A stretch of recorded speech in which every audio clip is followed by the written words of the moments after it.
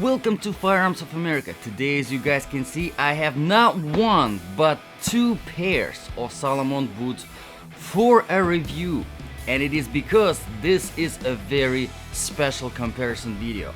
Salomon versus Salomon. Yes, we all have been waiting for this one for a while. So what do I have in the box? Number one, that does not have a time to play written on it. These are the Salomon Quest 4D GTX Forces. Alright, and let me take one of these boots out. Let's get the other box that does have a time to play.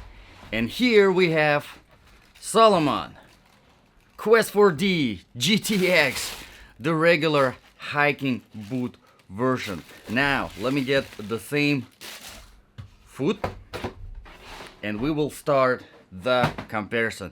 Now, if you guys don't have time to watch the whole comparison video because it's gonna be very long, it's gonna be very detailed, and you just want to quickly know which one to buy, alright, let me tell you, these regular version of Quest are $230 currently on Amazon. The link is in the description below.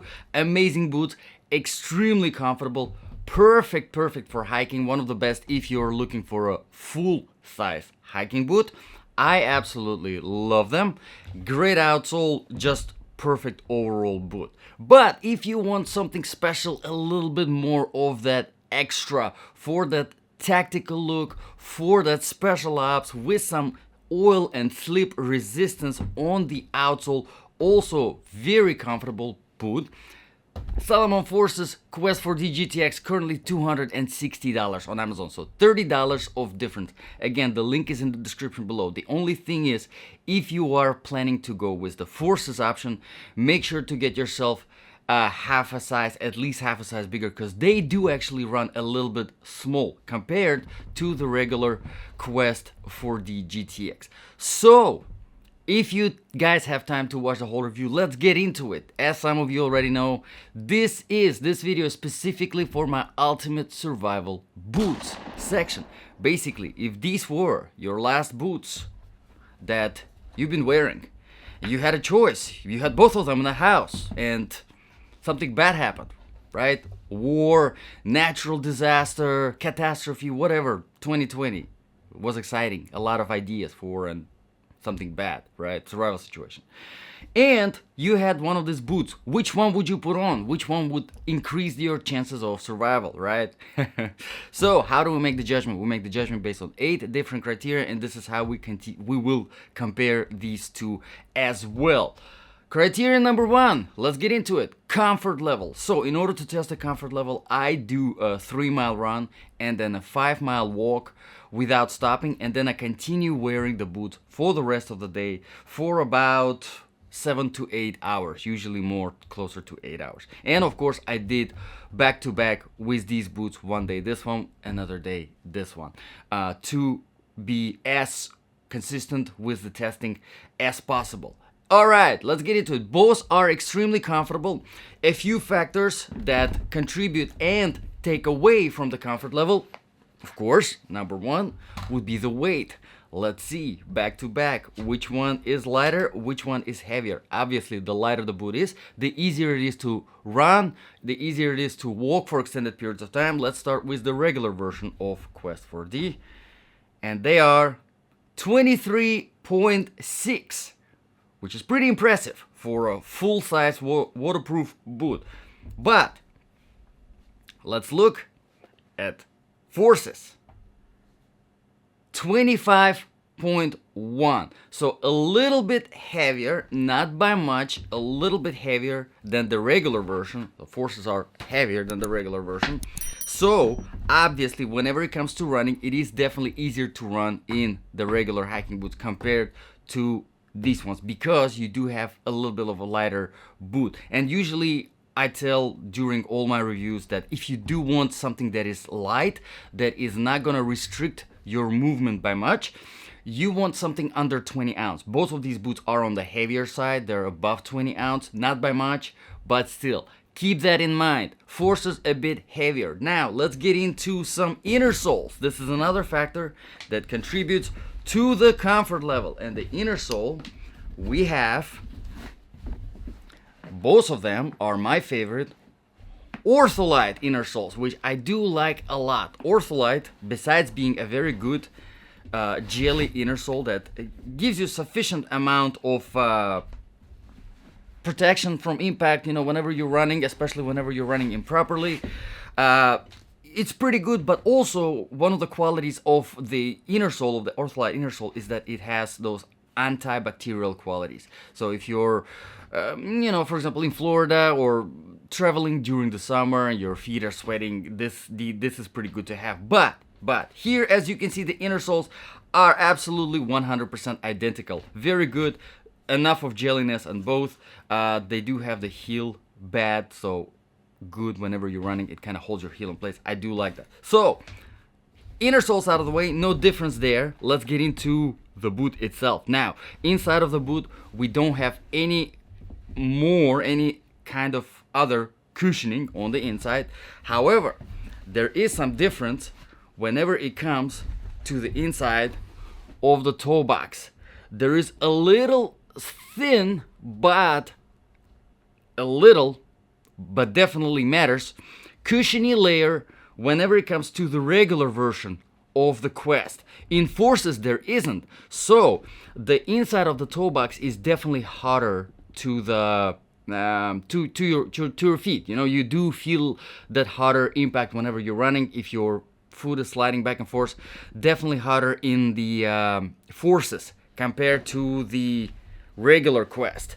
Also, you probably noticed the difference here in the cushioning, in the shaft and on the tongue. Here there is more cushioning on the regular version of the Quest, as you can see, compared to the Forces, and that definitely also contributes to the comfort level. This is more comfortable, a little bit more comfortable, not by a lot, because really the difference is not much, but still you do have more cushioning. It feels a little bit better. But I wanted to point another very important factor. As you can see, which we will talk more about it later, but one of the things that kind of takes away from the comfort level on the Forces is, as you can see, the Forces utilize this leather hooks that are actually held by a plastic piece on the inside, which is sewn into the fabric, compared to the regular Quest GTX. As you can see, here is just regular external plastic hooks. That's it. So there is no plastic piece there. This plastic piece on the Forces, whenever you are, I definitely started feeling it. Probably about 2-3 hours into wearing this boot, I started feeling it, and it creates that kind of a weird pressure point right around here on your foot, and it just does not feel good. So keep that in mind. Bottom line is, if you are going with Forces, I definitely recommend you getting a thick pair of socks that you are planning to wear with these boots, so that you don't get the fatigue from this plastic piece and you still do feel comfortable here in the toe box. Now, whenever it comes to the regular version of Quest, you don't really need thicker socks, because plenty of cushioning and some decent cushioning in the tongue as well, and also overall the toe box in the regular version just feels a little bit softer. There's one last factor that I wanted to mention here, is the flexibility of the bottom sole. Now, in the regular Quest, it is pretty rough, it's pretty tough. However, it is even tougher in the Forces. The rubber that was implemented here is just a little bit tougher. Now, it is practically identical, a little bit thicker, just a tiny little bit thicker on the Forces, and that really kind of adds up to that extra tiny little bit more weight than the regular version, and of course the lack of flexibility here. And the flexibility is also important. It's another factor that contributes to the comfort, because whenever you're running, especially, you want to be able to run properly, and that's where the flexibility of the bottom sole comes in. If it's not flexible enough, it's harder to run properly, and then you start putting unnecessary stress on your ankles, on your knees, and definitely that's not good. It takes away from the comfort level. Alright, so overall, whenever it comes to the comfort, I personally would pick a regular Quest over the forces. However, again, if you don't mind a little bit of that extra weight and if you utilize thicker socks, these are very comfortable. It's just in comparison, I would pick the regular Quest. Alright, so done with the criteria number 1. Let's move on to the criteria number 2, proofing and protection. Now, let's get one thing out of the way. Both of these boots are Gore-Tex waterproof, and you probably already noticed this cool little metal label right here. Now, Gore-Tex waterproofing, if you're familiar with it, GTX, that's what Gore-Tex stands for, GTX. Basically, it's the special membrane. It's very lightweight and it's also breathable. So you have a waterproof boot that is also breathable. And you probably already noticed here the gusseted tongue, which is exactly the same height on both of the boots. And in fact, the length of the shaft is exactly the same. So the gusseting of the tongue, right, that gives you the waterproofing, is exactly the same as well. Gore-Tex, one of the most popular waterproofing technologies, but also one of the most expensive ones too. So keep that in mind. That's why kind of the steep price, right? All right, so let's move on to the protection now. So here, you probably already noticed, very identical rubber piece. It's exactly the same by how hard it is on the toe.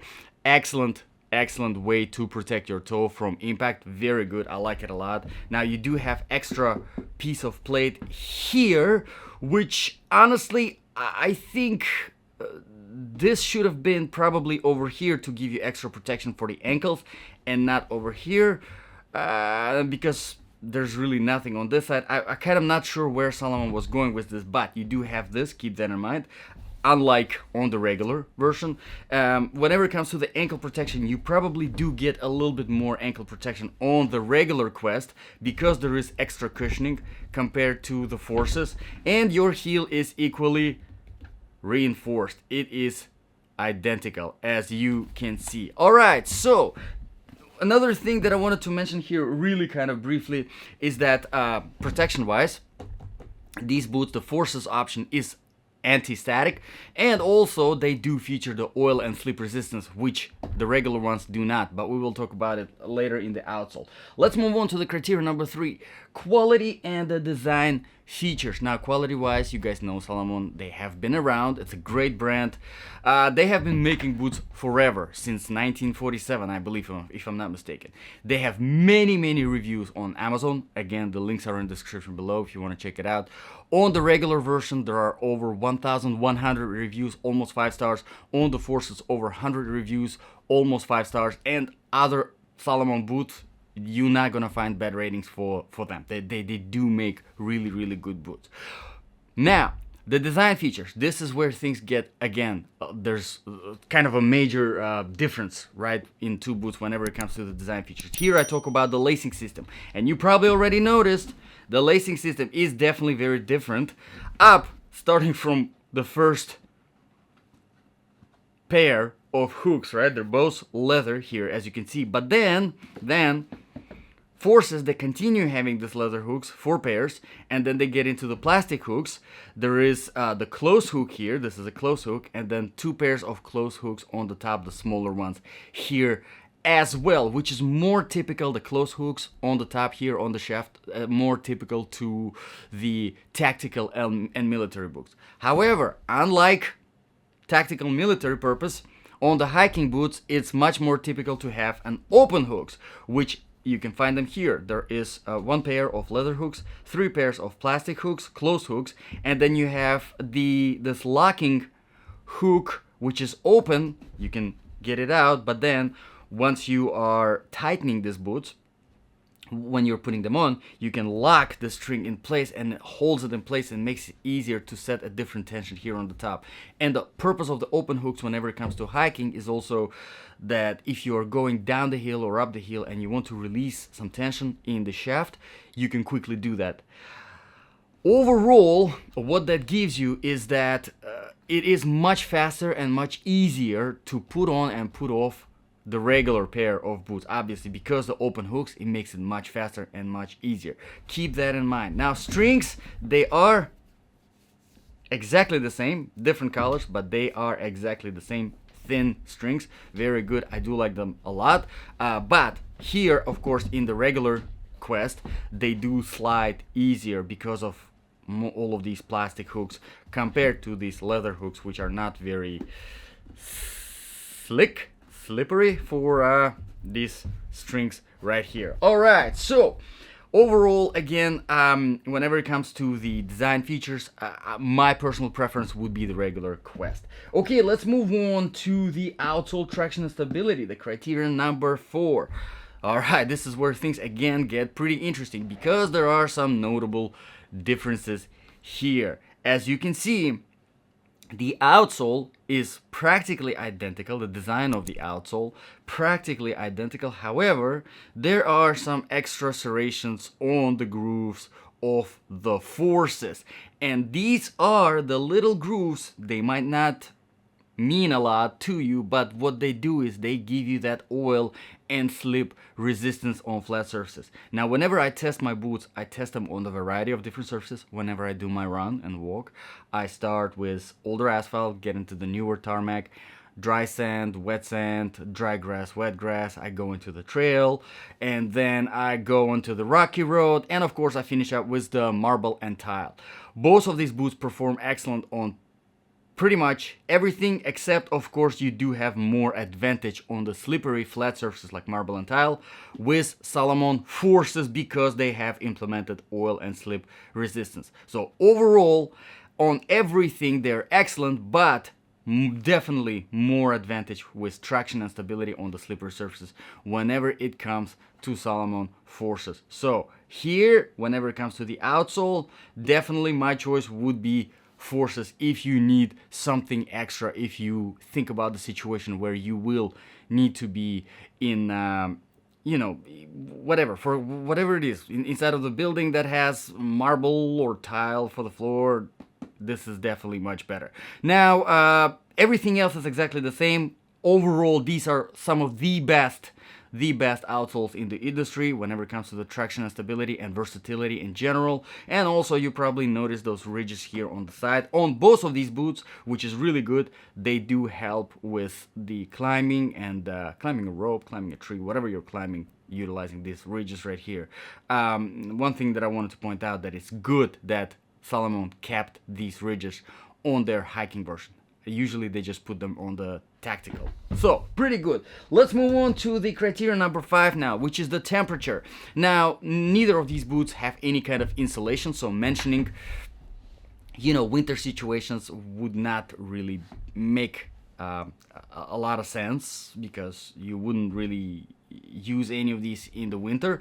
However, if you do plan to use them in the winter, you probably can get away with some not too cold, maybe 10, 20 Fahrenheit temperatures, especially if you implement some insulated socks, because these boots are waterproof and the outsole is pretty good, so it will more or less handle in the snow. Definitely not, that would be fine on the ice too, but keep in mind that there isn't really a boot out there that, unless it's an ice boot, special ice boot, that will handle on the ice, unless it has metal spikes on it. So keep that in mind. But I have been testing my boots here in Florida, these particular ones, and it was about 100 degrees weather, and both of them are very nice and breathable. I did not overheat in any of them. So this Gore-Tex here that comes into play, I think is just fantastic. I love it. All right, so done with the temperature, let's move on to the criterion number 6, which is the sizing. And this is again one very important thing that I wanted to point out again, is the forces. For whatever reason, they do run a little bit smaller. The regular version of Quest, they are perfect, they're true to the size without any problems, but forces do run a little bit smaller. Whenever it comes to sizing, I always tell my viewers that you want half a size bigger than your normal shoe size whenever it comes to any kind of boot, whether it is hiking, tactical, military. You want a little bit of extra space in your boot. For example, I wear all my shoes, all my sneakers in size 9.5, but I get all my boots in size 10. Now, these size 10 Quest regular ones, they had a little bit of that extra space. Perfect. But forces, They didn't have extra space, and I felt my toe kind of stabbing the front of the toe box, which in a normal shoe, in the sneaker, might not be that noticeable, but in a boot you definitely want extra space, because especially going down the heel, it saves, I mean, just do it. You're gonna thank me later. It just saves you from unnecessary fatigue like crazy. It's good. It's really good. All right, so let's move on to the criteria number 7, the important one: balance of application. So if this really was your option, this or this, for your survival, which one would you pick? Which one would I pick? Well, tough choice, honestly. I think if you get the forces in the right size, let's get out of the way, so you have them in the right size. Both of them are in the right size. They do have a little bit of extra space. Everything's good, all right? I think I would prefer a lighter boot, first of all. It's not a lot of a difference. 2-3 ounce is not that big of a deal, but if you are running, if you are walking for long distances, that can definitely be a factor. Also, the bottom sole, I think, because it's more flexible, also because there is more cushioning on the inside of the toe box in the regular version compared to the Forces, I think it is definitely more comfortable overall boot for long distances and for running, I think, in my opinion. Of course, all this cushioning in the shaft too. I just prefer the regular version more. However, if you need something that is more tactical, military looking, obviously you can go with the hiking option, because it looks like, I don't know, it just doesn't look normal, because all of these weird colors. You have yellow, you have red, you have just a bunch of stuff going on. This is serious. This is serious, right? And you need something to look like that. And also, you do need oil and slip resistance if it really matters to you, if it's important. And you do get them in the right size, and you do get some thicker socks to have some extra cushioning that these boots by themselves do not provide. I think you might want to go with this. Extra $30, definitely worth extra $30, because that extra oil slip resistance is definitely a good extra feature to have, especially whenever it comes to tactical military situations. Keep that in mind. Let's move on to the very last criterion. The price I kind of briefly mentioned already. The regular version is $230. The Forces version is $260. So $30 difference. Again, I think just this oil and slip resistance feature is worth that extra $30. However, I wish at the end of the day, I wish that Salomon did implement the same cushioning that they used in the regular version in the Forces, just to give that extra comfort. I think that would have been great. And also, one more thing, again, I want to bring and point out here. I wish to see an updated version of the Forces where this plastic plate that is used behind these hooks to hold them from the other side is gone. I'd rather Salomon have used the same hooks here. I think it would be better overall. It's not gonna add extra space, but it definitely will give some extra comfort. So, what do you guys think after watching this comparison video? What would your personal choice be? Would you go with the regular version of Quest? Would you go with the first Forces, the tactical military version of Quest? Let me know in the comments below, guys. If you have any requests for videos like this, also drop them in the comments below. I always look out for those and put them on my special to-do list. And if I come around the boots that are requested, I do them as priority. Thank you very much, guys, for watching. This was Firearms of America, and I'll see you guys in the next video.